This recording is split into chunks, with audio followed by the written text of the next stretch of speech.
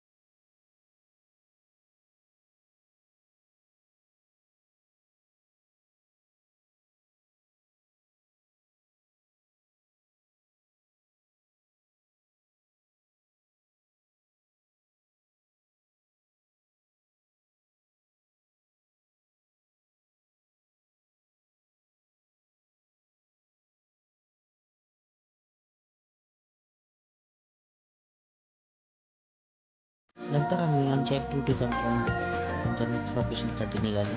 ते म्हणजे सप्तशृंगी देवी वणी, नाशिक. गडावर आल्यानंतर तुम्हाला दर्शनासाठी जाण्यासाठी वरी गडावर 2 ऑप्शन आहेत, एक स्टेअर आणि एक रोपवे. स्टेअरने गेला तर मॅक्झिमम 1 तास लागतो आणि रोपवेने गेला 2 मिनिट तुम्ही वरी जाता. वरी गेल्यानंतर आम्हाला दर्शनाला मॅक्झिमम अर्धा तास लागला. दर्शन करून आम्ही रोपवेच्या सहाय्यानेच खाली आलो. रोपवेच्याच परिसरात तुम्हाला शॉपिंग आणि फूडचं ऑप्शन भेटून जाईल.